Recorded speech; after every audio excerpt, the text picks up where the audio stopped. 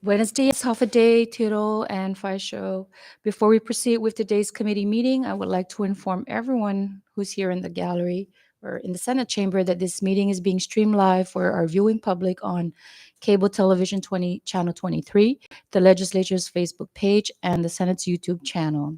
At this time, I would like to respectfully request for everyone in the chamber to please put your cell phones and other electronic devices on silent mode. Thank you. It is my honor to welcome you all this afternoon. Thank you for joining the Senate Standing Committee on Resources, Economic Development, Programs, and Gaming. I am Senator Karina Magovnia from the 3rd Senatorial District and the chairwoman of this committee. I now call this meeting to order. Today is May 16, 2024 at approximately 1:09 p.m. here in the Senate chamber of the Honorable Jesus P. Sablan Memorial Building, Capitol Hill, Saipan. I now recognize L.A. Duenas-Tagabel to please call the roll. Senator Francisco Q. Cruz. Here. Senator Judy Hofschneider. Senator Karina L. Magovnia. Present.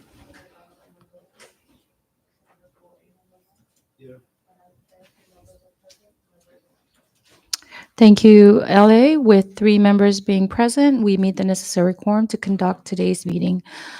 Please let the record reflect that Senator Donald is hereby excused. I received message from Senator Jude's staff that he will be running late, so we can go ahead and proceed with today's meeting. And before we move on to the next item on the agenda, I would also like to recognize the Legislative Bureau staff who are here assisting us this afternoon. We have our legal counsel in front of me, Ms. Antoinette Villagomez, our legislative assistant, Jolene Duenas-Tagabuel, our sergeant at arms, Jonathan DeLong Guerrero, and our IT, Delbert Camacho. We now move on to the next item on the agenda. Can I please get a motion to adopt today's agenda? Thank you. A motion has been offered and seconded. All those in favor say aye. All those opposed say nay. Motion carries. The agenda for this meeting is hereby adopted. Thank you, members. Next, we have public comments. The floor is now open for public comments. If there's anyone in the gallery who wishes to provide comments relevant to today's item on the agenda, please join us in the chamber. If not, let the record reflect we have none. Next, at this time, the committee invites the Secretary of DPL and her team, as well as Mr. Brian Sheen, President of Suaso Corporation, and our Ms. Gloria Cavanaugh, VP of Elan Group. Thank you all for being here this afternoon and for affording us your time to address some of the requested documents that we asked from our prior meeting.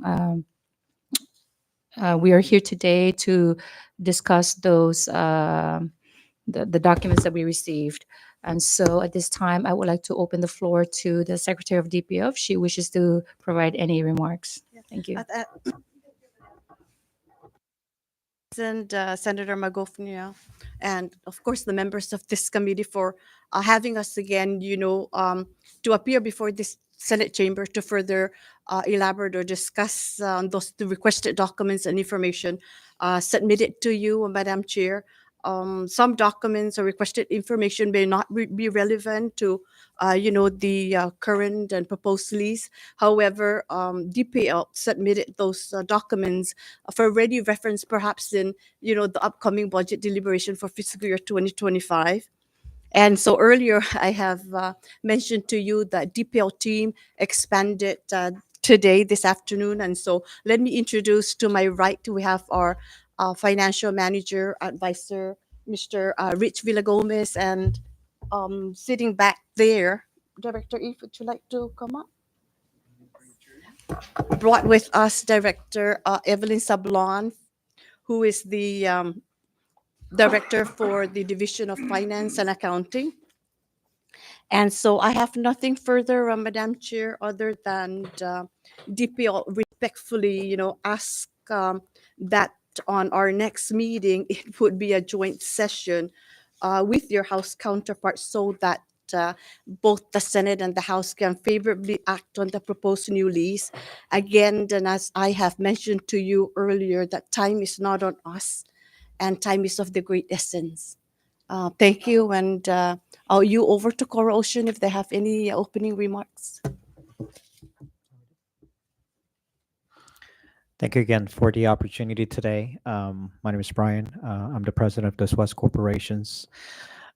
As the secretary alerted, we truly appreciate the effort and the consideration for our application for the permits.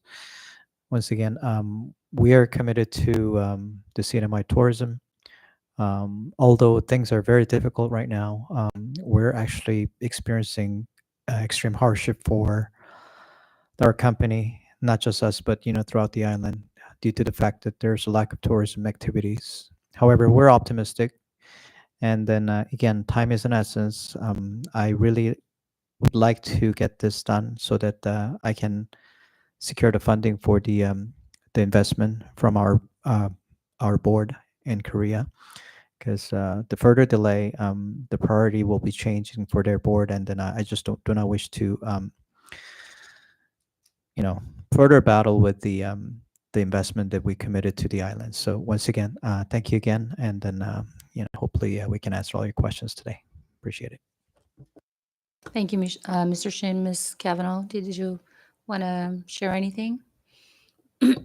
No, basically, my boss said everything, but we're very thankful that you had this meeting again today, and we hope that we're able to answer any questions and put to rest any questions that you guys may have today. Thank you. Yes, thank you, Ms. Kavanaugh. We recognize the economic state that we are in, and I understand that time is of the essence. So we are working very hard and diligently to ensure that the proposal submitted by DPL is thoroughly vetted and and it works both for both parties, right? Both our investors and our people. So with today's meeting, I hope to get some of the clarifications that we needed, and I do want to reach out. I will reach out to the committee chair at the House and hopefully try to set something up next week so we can move forward. I realize it's already at the end of the week, it's Thursday.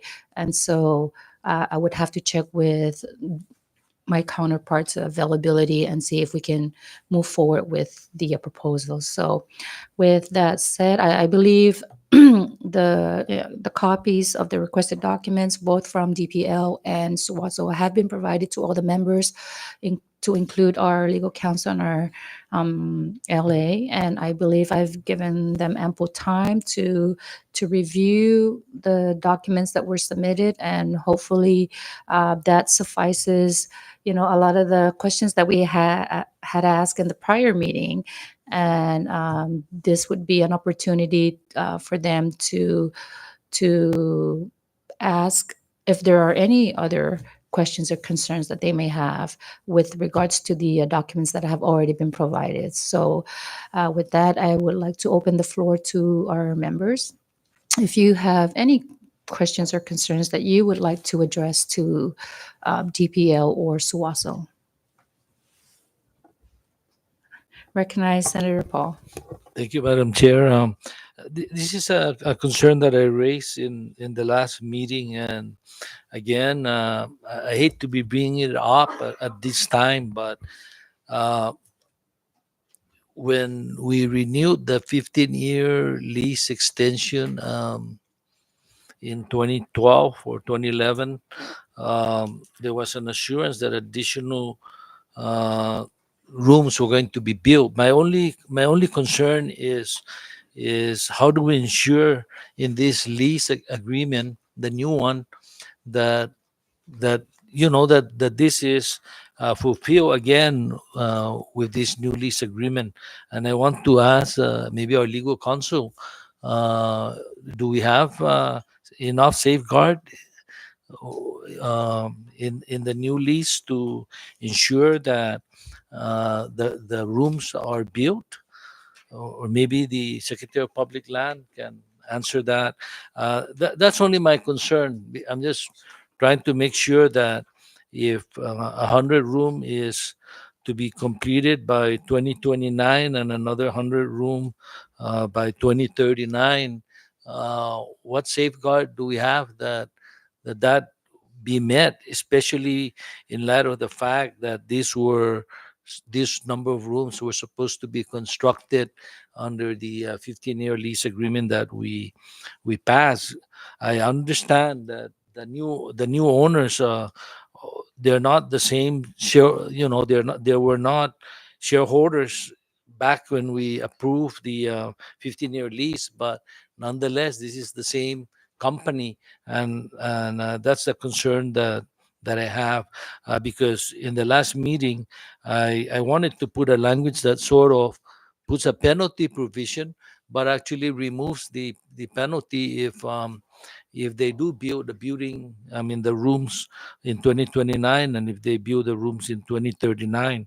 Uh, but that's just so that I hope it's not something that will affect their ability to get funding, but it's just to ensure that you know uh, in 2029 we're not talking about non-construction of 100 room. Thank you. That's my first concern. Yes. Thank you, Senator Pomanglonia. Suaso has provided us their source of financing to construct the 100-room hotel. In addition to that, when we discussed about the unconstructed 100-room, they ensured us that they will construct it within this new lease agreement. And I believe in this draft new lease agreement, which I haven't reviewed because it's still a draft, the 100-room is stipulated that it will be constructed within a time frame. And why is it that it wasn't constructed in the last 15 years? Okay, so in the We last also have the same kind of language, right? in the last 15 years, when Suaso came in, or the new group, they came in 2012. My question is, why is it that DPL did not push for the construction of the 200 rooms in the last 15 years? What was the problem? What was the language in the lease agreement that is missing? Why? I don't want to repeat the same mistake. No? So that's what I'm saying. What's the change in language that this time they will do what is in the lease? Okay, Because 15 years ago there was a commitment that they're gonna do 200 rooms. so they did 100. They have 100 rooms on the hotel. So what's lacking is the additional 100 rooms. When they turned in their plans and their source of financing back in 2013, they had a construction schedule that was start with the planning and all the engineering plans, I believe in 2014 or 2015. We got hit with solar. So they had to invest the money that they put in for repairs and renovation works, including purchasing new equipments. After that, Typhoon Solar hit again. Or Yutu, sorry. Thank you. So they had to reinvest another, I believe, six or 5 million for repairs and renovation works. And then after that, COVID came in. And due to the lack of touristic arrivals, they were at a net loss. So the typhoon and the pandemic really that hampered in this construction activity. So there was no time frame, because those events came in 2018, and after we approved the 15-year lease in 2012, I believe, or earlier. So that's 6 years. There in that lease there was no time frame to require them to build the 200 rooms. Well, if you look at the lease extension agreement that the legislature approved, it says, I believe, 180 days for the construction plans to be submitted. and eventually, of course, those construction plans would result in the construction for the hotel, including the source of financing, which they have already provided us. So the former secretary looked into this matter and responded to Elan's or Suaso's requests and said that in moving forward, because of the limited time from, I believe, 2022 to 2026 for the construction of the additional hotel, that we will consider that is in this new draft lease. And that, Senator Manglonia, can be found in Exhibit 17B, where the former secretary, justifies, the reasons why the construction was not, made possible. I'm raising this up only because. But in response to your question, and that is, a fair question that I would like to you over to Director Bonnie of Real Estate. Okay, I don't expect to get an answer today, but it's something that will be raised up, I believe, in the committee, because it's the same thing with Rhoda Resort, right? They promise so many rooms, but it seems like it's hard once you sign a lease agreement, and once the company starts bringing in tourists, it's hard to say, oh, because you didn't build 50 rooms or 100 rooms, we're gonna kick you out. We'll never do that, right? So that's why we need to work with the language to just make sure that we don't require something that's overly aggressive and that's going to hinder their operation. But at the same time, if they promise to do something that, we make sure that under the language of the lease agreement, that it be done, and that there are enforcement and provisions also along the way that they meet to ensure that they accomplish the promise, right? So that's what I'm after in this new agreement, lease agreement, to make sure that I guess DPL follow up with the conditions, and also the investors, when they promise something, that they do it. Because the reason why people are questioning us is because this actually at the end of the original 40-year lease agreement belongs to the cinema people, right? DPL. And so they're saying, why is it that we do not put out an RFP? And of course, because of the public law that grants us this authority also to continue with the existing lessee. And so I just want to point that out, and I hope that the committee can come to an agreeable language to ensure that the room requirement be met, especially because the lease payment is based on how many on the gross receipt eventually. So you were saying something about I just wanted to give just some details on the new lease, whereas the construction of the 100 rooms will be prioritized before any other improvements is made on the property. Without constructing the 100 rooms, that will be an automatic violation.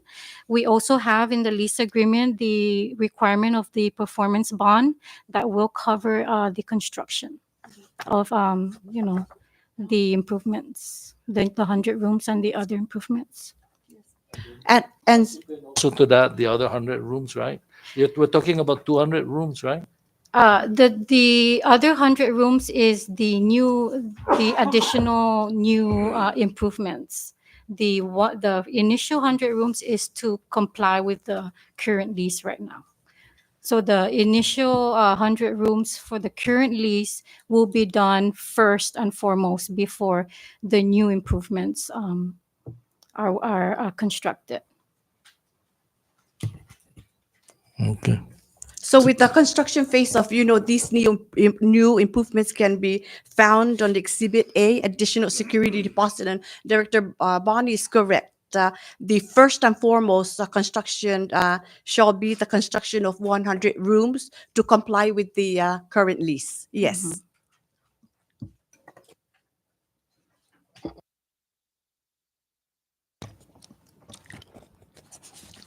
It's, I think, second to the last page of the proposed lease. Page 37 of 37. 37, yes. The last page, to be correct.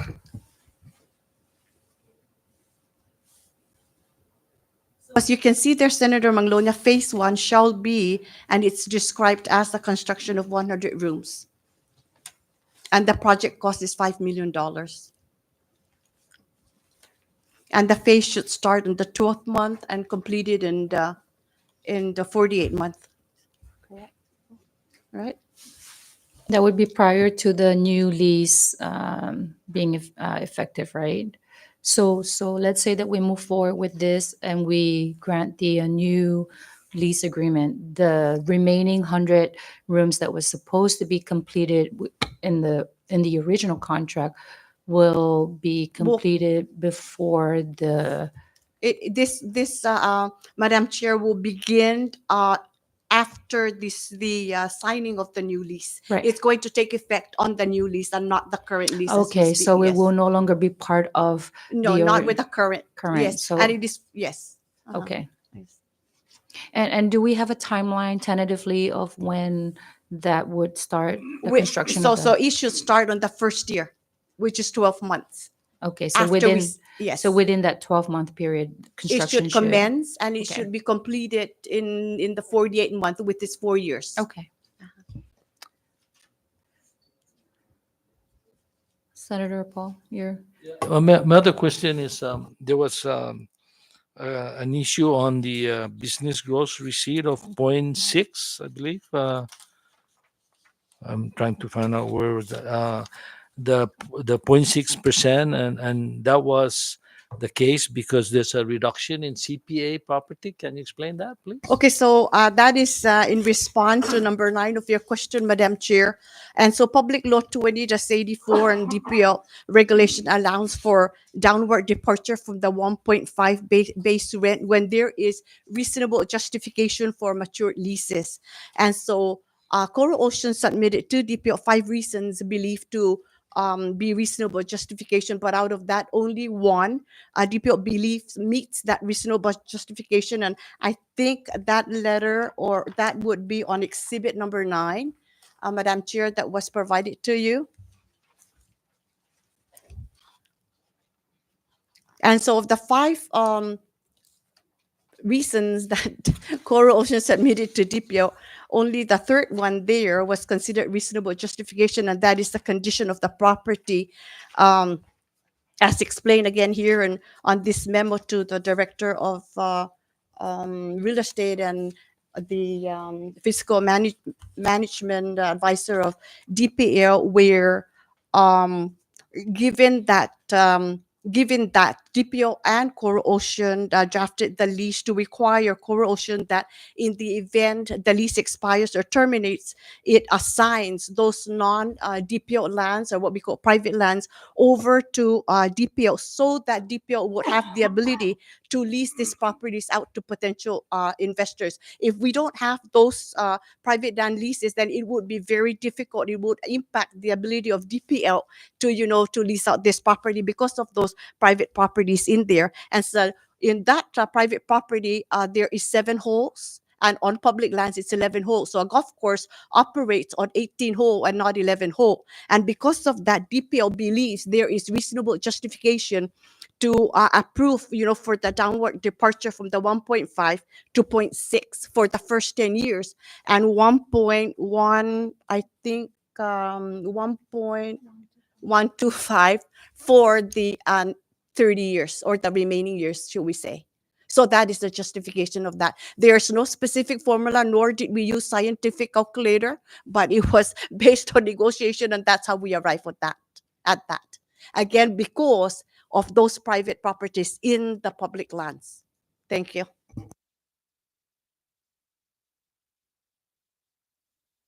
Thank you, Secretary Santos, for providing those clarifications. Before we move, Mr. Dumapan, I sincerely apologize. I completely forgot to recognize you. We have our fiscal analyst here, Mr. David Dumapan, and we also have Senator Jude Hofschneider. Thank you for joining us, Senator. Anyone else? Mr. Senator Cruz or Senator Jude? Senator Cruz? Go ahead. Thank you, Madam Chair. And good afternoon, Secretary and members of DPO. I was just listening to Senator Poe's concern since the first we met and now raising the reason, what is the reason why that 15 years back then was not fulfilled. And I think to alleviate all these questions, Secretary, and maybe in the future, because we're I am also involved in that extension that during that time. So I think to alleviate all this in the future, maybe perhaps can the DPO can be informing the legislature whether there's changes or whatever reason why they don't fulfill, they're not going to fulfill for. You guys mentioned about pandemic, mentioned about tourism, so that we can be aware of what's going on rather than coming to another extension and we're raising concern about something that we're not being informed. So I'm just a suggestion. Maybe perhaps that can be because it's not in the lease agreement. We're not part of that. I know I'm not trying to tell investors what to do, but to alleviate these kinds of discussion or concern, maybe perhaps the EPO can be informing the legislature that for whatever justified reason that they're not going to fulfill because of this and that. So just to so that we will not raise that concern in the coming future. Thank You you. raised a very good point, Chair. The fact that the legislature, the Senate, and the House in this case are decision makers. In approving or disapproving this lease, is just perhaps fair that we provide also, the Senate and the House as to the status of these leases. Again, because you have that right authority to make decision whether to approve or disapprove, and of course, we respectfully ask that you approve. Thank you.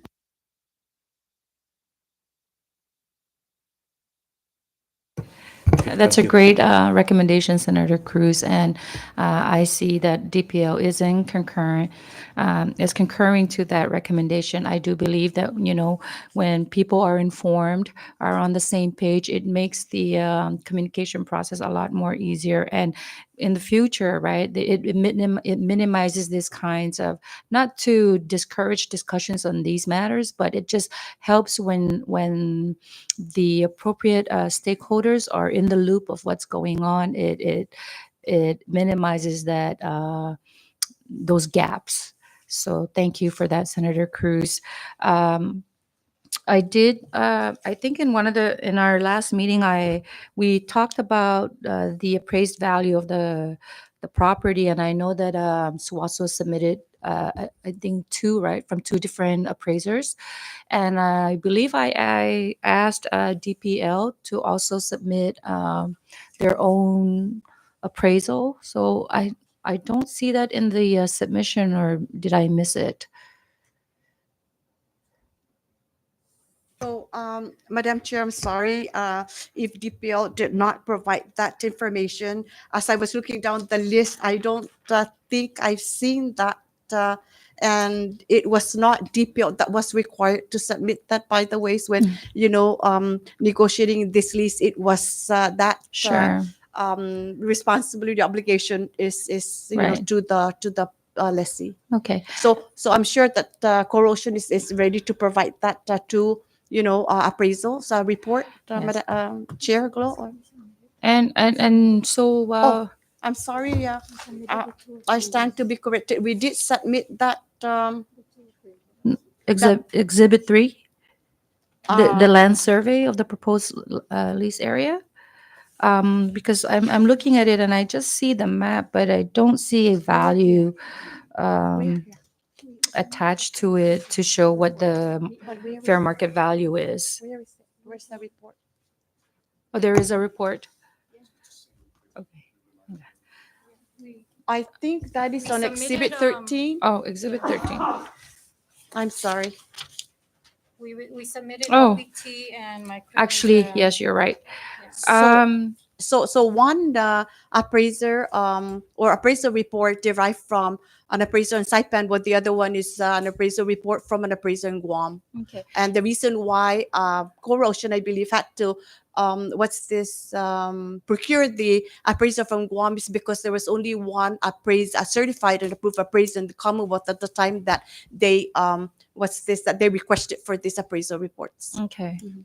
thank you. And pursuant to 1 CMC subsection 2807E1, I believe these appraisers are required to be a member of the American Society of Appraisers. So can you confirm if the two appraisers who conducted the appraisal are indeed members of that organization?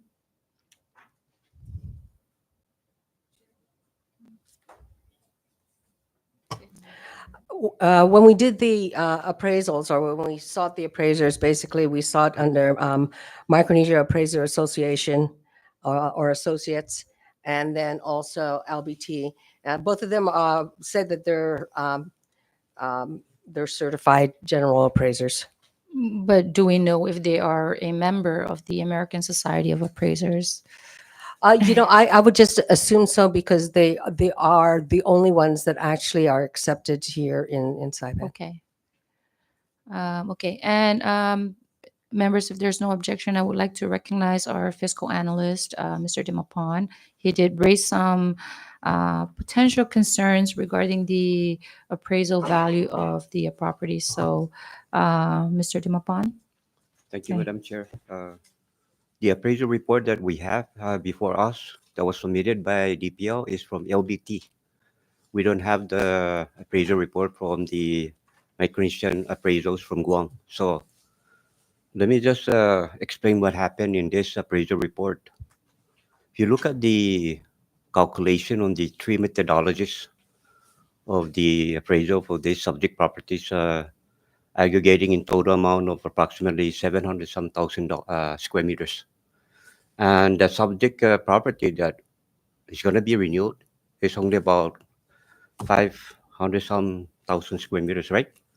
And so based on this appraisal, the fair market value was based on that 700 some thousand dollars. So I just want to bring that to your attention because the pay rent there that is calculated, if we were to use the 500,000 square meters, is overstated, uh, you know, in the market valuation.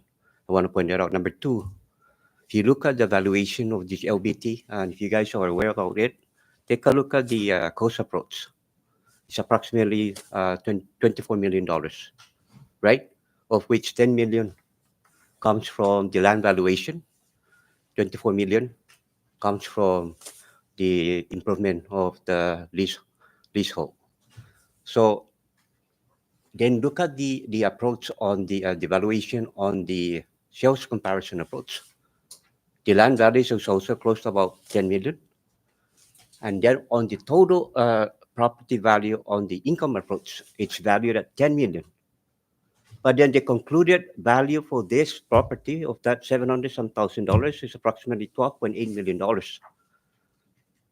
I just want to ask, for example, who is representing a Suasa Corporation on their books, how much the book value of the improvement as of the expiration of this lease agreement. Because right now, as of the effective date of this appraisal, I think it was done in 2022, I believe, on June, right? It was booked, it was reproduced values approximately $24 million. I want to know how much showing in the books of DPO because the concluded value is about only 12 point some million dollars. No, corrosion point. Yeah. So I just want to ask the officials from corrosion point, what is the book value of the improvement of this property that you guys are leasing? Um, I believe that's number 7 of the question that you guys asked us. And basically, we did not want to submit that until we get the audited reports for 2023.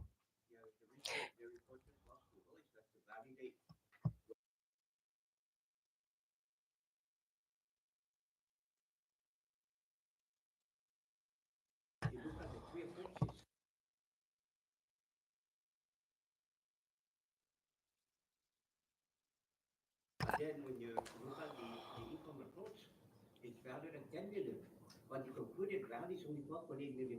So we're saying that the equivalent value is understated. I think that that basically, if you look at the books is going to be an historical basis, and then minus the accumulated depreciation. That's correct. So what we're going to be showing in the books is going to be a lot less than what is on the appraisal value. Understood. Understood. Thank you.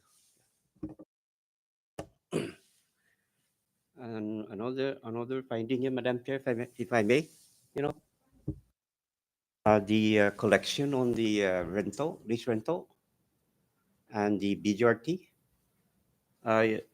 based from DPO's books, showing approximately about 4 some million. Is that correct? For the entire 40 years plus 15 years, that's all DPO collected? Is that correct?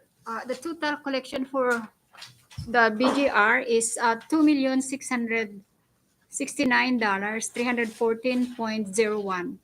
And the rental is 4,169,315.93, a total of 6,838,629.94 collection for the period of 37.7 years. So that's the right number. Yes.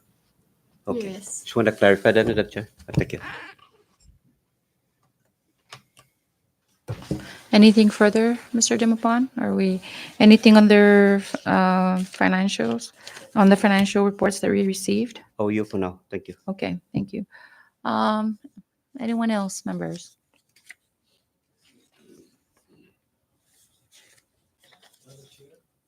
Recognize Senator In Paul. the lease agreement, are you recommending 40 years or 55 years on this? 40 years So, with an so, extension, option of 15 years. okay, so the legislature will be just For extension, entertaining the yes. 40 years. Yes. Okay. So anything above 5 hectares and extension will require the approval of disapproval of the legislature.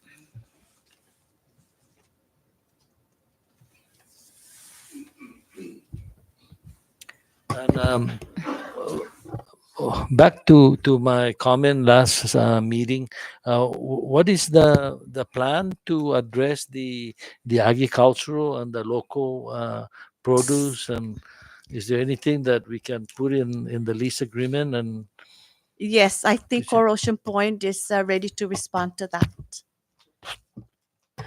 Yeah, I mean, we're more than willing to have something in there as far as best efforts. And I mean, it's not something where we do not look at actually working with the local farmers. It's something where we actually need a consistent inventory of items. I know that you had made actually a analogy last time where you would take, and I think this might have been actually a private conversation when I met you at OHS one day, where you would take a bunch of bananas, and then instead of doing it to the middleman, that we would buy it directly. Now there have been opportunities where they would bring like all their harvest and all at one time, but unfortunately we have to buy based on demand, especially when it comes to produce. And so we can't buy, their whole harvest and think that we're going to be able to use that. So we will work and do our best efforts to actually work with the local farmers to try to get a consistent and on-demand type of inventory from them. We have, like, now, if you go to our buffet, we try to get local lettuce, but we have to augment, the local lettuce with the imported lettuce because there's not enough.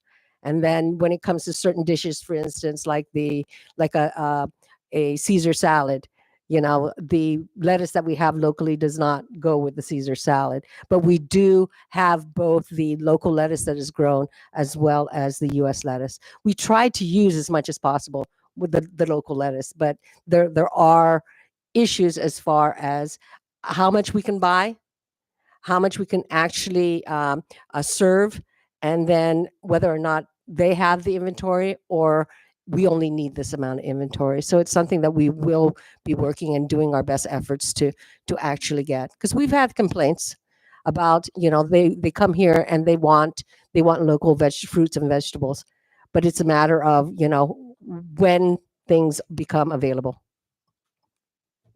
And DPO supports that, a partnership with local farmers and ranches in providing those fruits and vegetables in the restaurants or Yeah, restaurant it's services. not something that we want to impose on your company only. It's something that maybe because almost all the major hotels are leasing lands from public land.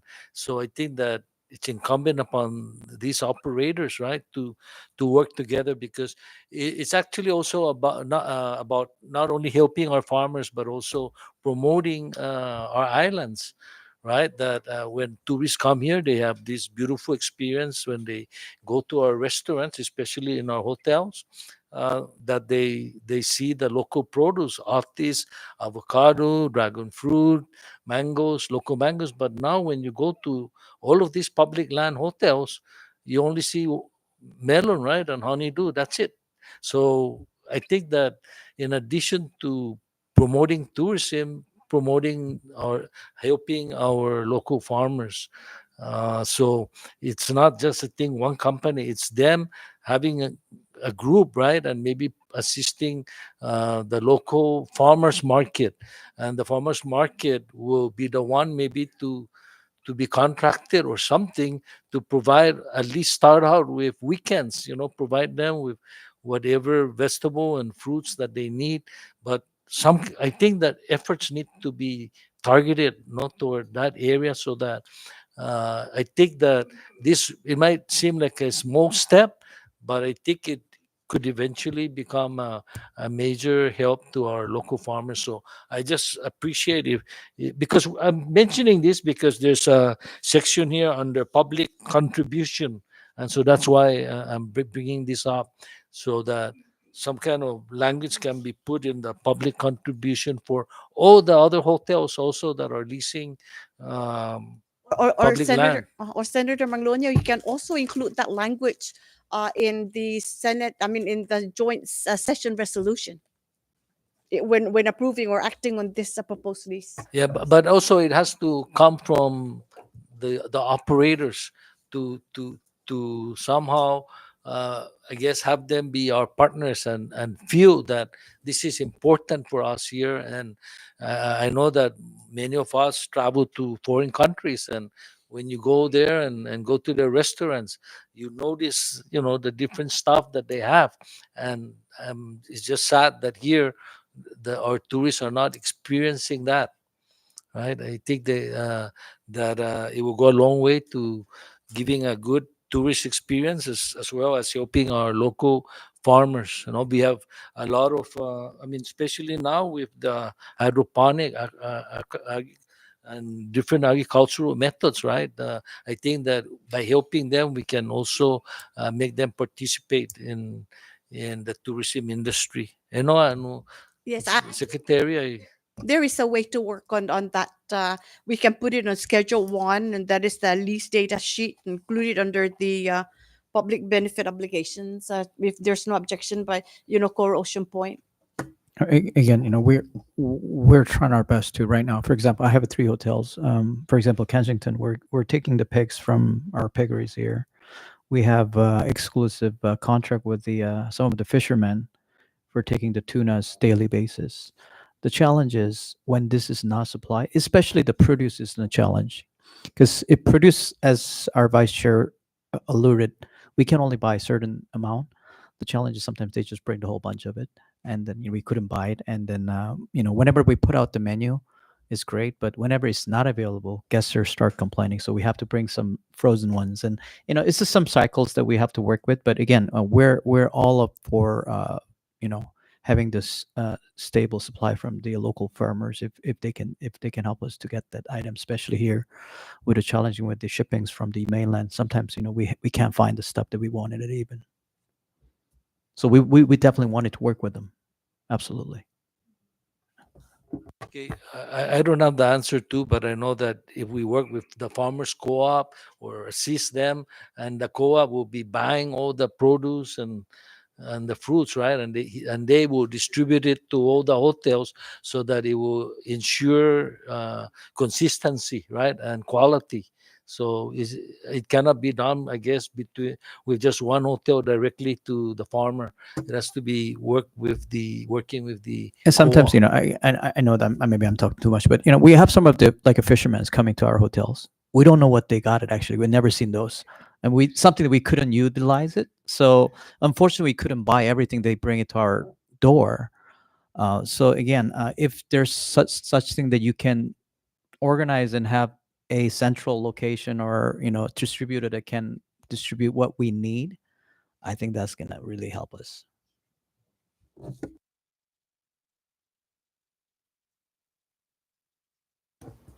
First, I want to thank the comment to my secretary and your team, and of course Brian and Gloria. And I appreciate that you mentioned that, Brian, about you guys are reaching out, and despite that you're one of the just a few properties here that established here. And I'm sure our resident fishermen or food producers are appreciative of. But I get what you're saying, that they come to your door and they expect to buy everything and you don't know what they have. So I want to say that the Saipan Fishermen Association is a very steady organization. Perhaps maybe through the efforts of the agency, work through them as well as like you said, you don't today you might want to just buy a tulay, and tomorrow tuna, but they want to sell you an oga. So I'm just just to your point earlier, but I appreciate that you try that. I also want to recommend that the Sabalu market here on Saipan is very effective. I don't know if you have somebody out there or one of your staff, community relations staff, to just kind of walk through and see what they have. And it's not every day, perhaps, that you're going to sell local produce, but have like a local produce month so that they can plan, local produce or local beef or local pork or what have you. So those are all suggestion, because we try to support food security here, but what we're failing as government is we're not getting it to the market. And I think I speak to with what Senator Paul and the rest of us up here, but we're trying. We work with you as well. But I do want to say something, and I don't want to kind of break the discussion, Madam Chair, but if I may, sometimes it troubles me that us here in the legislature, we go out and say that we're not informed about a hotel that is struggling in the community.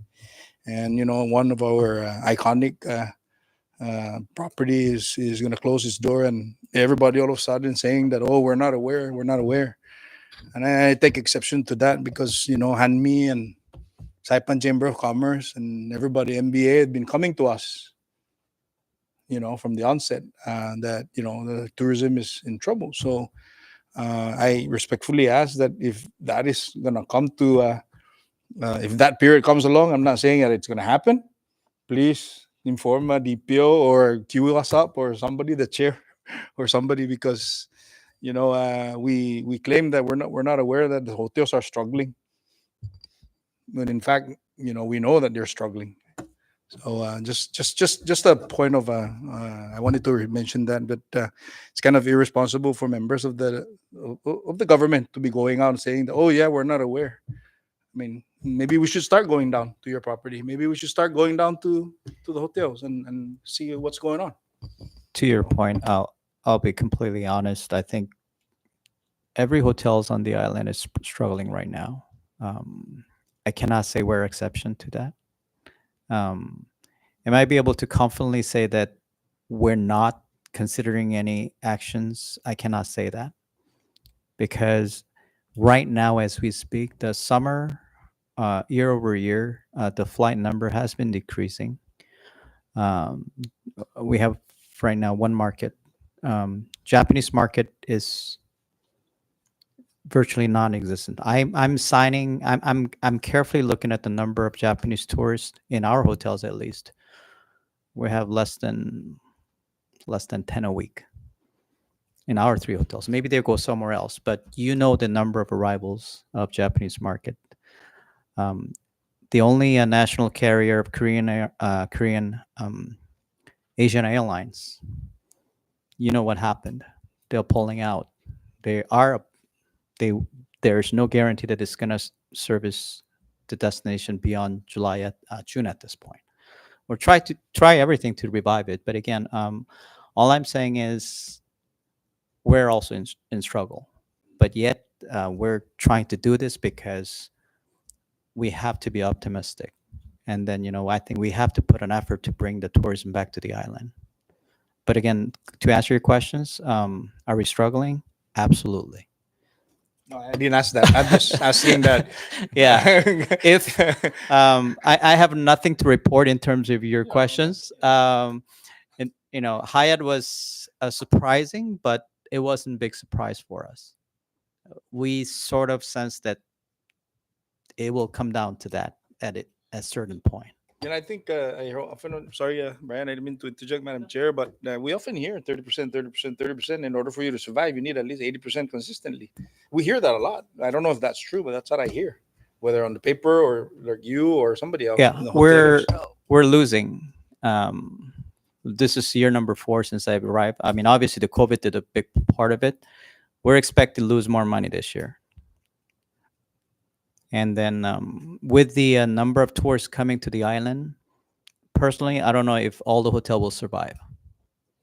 Okay, I think that's enough information because we're trying to consider your lease. So No, but yeah, that's the reality. So, Madam Chair, I'm sorry, I didn't mean to go off on the agenda. But going back to I didn't mean to end the notes with saying that all the hotels are going to fall. No, I'm not saying that. But again, we need to put more effort to bring this tourism back. And that's what we're trying to do. That's why we never stop investing throughout the COVID.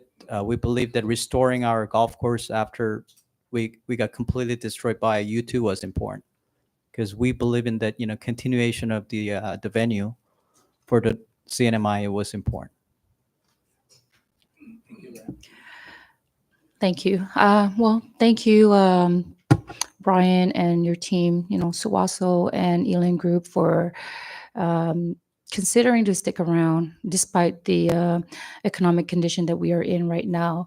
I wasn't surprised when I saw the message from Hyatt because, as pointed out, it wasn't the first time. I mean, Hanmi and the chamber has consistently, when they come up to the legislature or just talking to them in conversations, they have shared with the legislature and the public. I mean, I've seen it on the newspaper where it was consistently reporting 38% occupancy rate. So that is not a surprise at all. The writing has been on the wall all this time. We're just, maybe some of us were just not paying attention. So to publicly come out and say that this is shocking or this is, surprising, you just weren't paying attention, period, right? But we don't want to dwell on things like that. We need to figure out what we need to do to get out of this. And this is one of the ways, is to make sure that we continue to foster good relationships with our current investors and continue to encourage, more investors to come in. But we need to nurture the ones who are already here and have invested into our community for quite some time. So that is definitely being taken into consideration. Before I move on, since both parties are here, and thank you again for providing all the supporting documents that the committee has requested, both sides. We really do appreciate that. You have submitted, I would say, at least 90 to 95% of what we requested, and I completely understand some of the documents that you weren't able to submit due to proprietary information. So before we move on, I just want, in light of what Mr.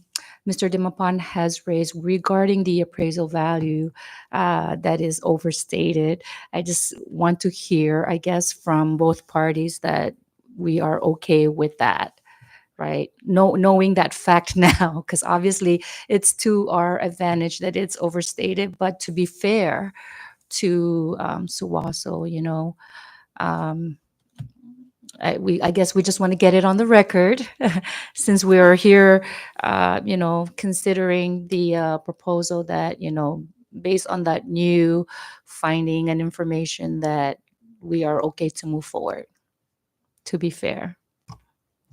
Yeah, I think when we went out and we did the actual appraisal, we were doing it based on the 1986, and so that's what we got.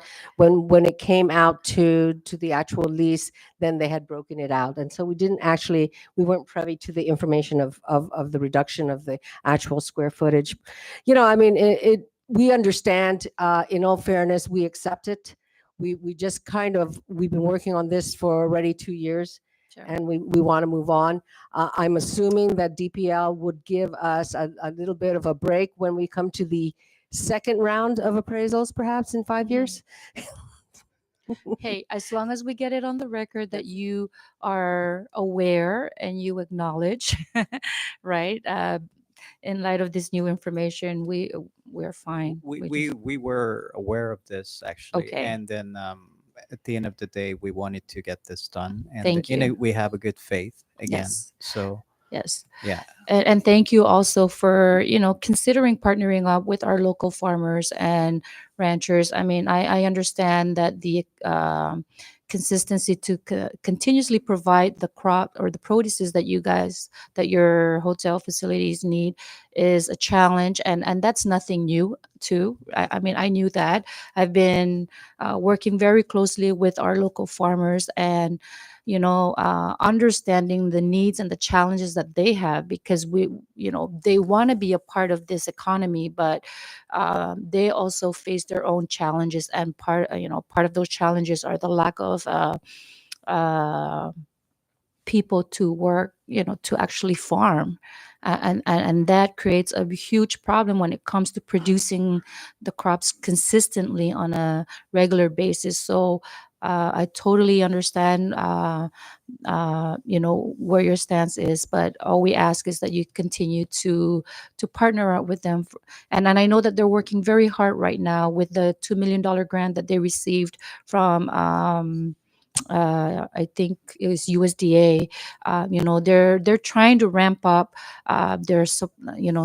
their organization and seeing how they can be a part of the economy consistently.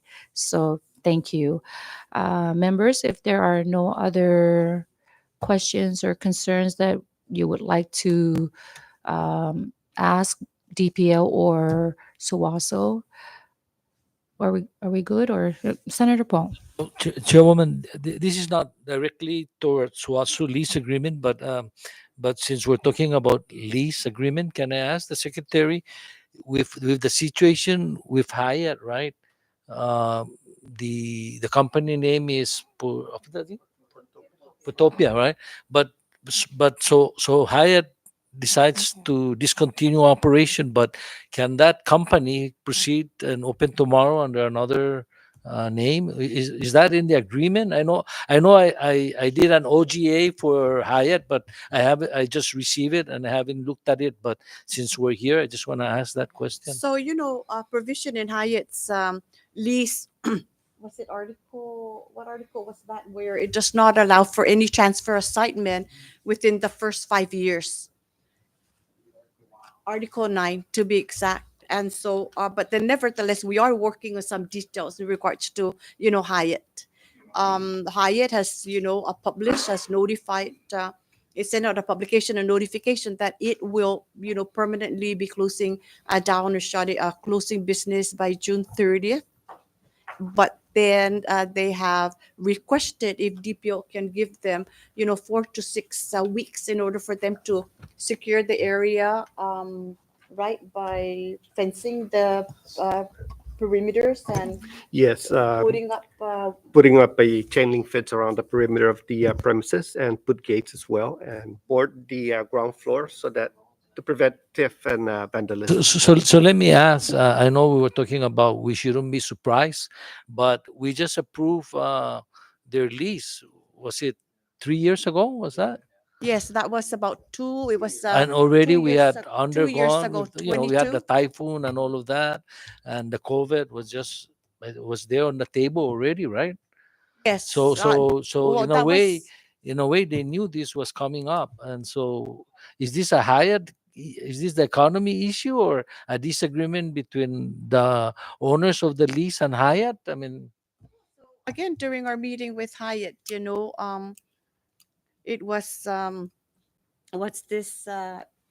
It was shared that I was using close to or spending close to about 200 some $1,000 per month only on the electricity, and by that it's not them on the grid, but they were off the grid. They were using just solar panels, and in addition to that, Hyatt also was spending close to about over $300,000 on operations, and so anyway, so this it was economically not feasible for okay. them to continue operations. At least that was what we So gathered but from with that Hyatt, meeting. right? That's a different kind of lease agreement than with Suatsu, right? I mean COP.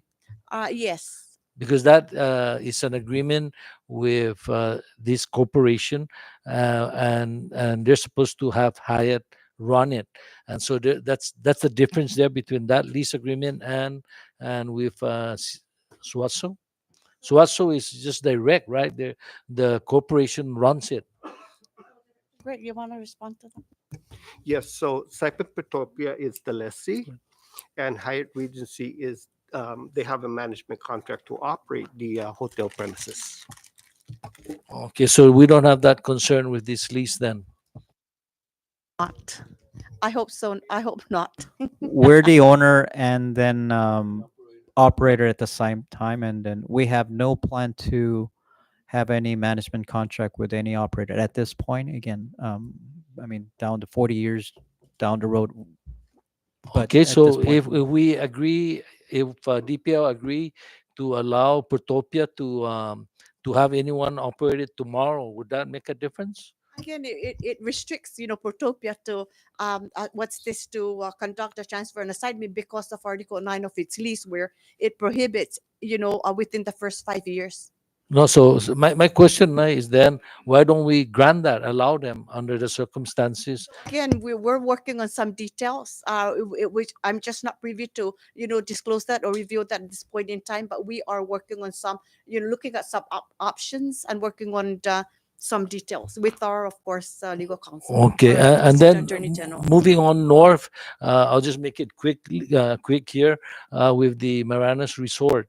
I understand we have the same owners, basically, right? Leasing Marianas Resort. The people out there, and I'm making this statement for the benefit of the public out there, because they're saying that we're cheating on that lease. Why is that facility being left as it is in Marpi? In So, Marpi, right? so negotiations have been taking place. We are meeting tomorrow, and hopefully tomorrow would be a final a decision on this negotiation. Also, if the But negotiation, nothing is yet final until it gets there, until it is final. also we're close to having a Yes, settlement or agreement. I think so. I think we are very, very close. Yes, we Can are. can we just say we'll give them this lease and start anew on the other one and RFP it out? If we So cannot the come to answer, an agreement the short tomorrow, answer to that is no. it's not a serious question, uh, but I truly hope that I will consider that if DPL allow us to consider it, but I don't think that's possible anyway. So this is also not a serious comment. Know how long it's going to take to reissue an RFP, huh?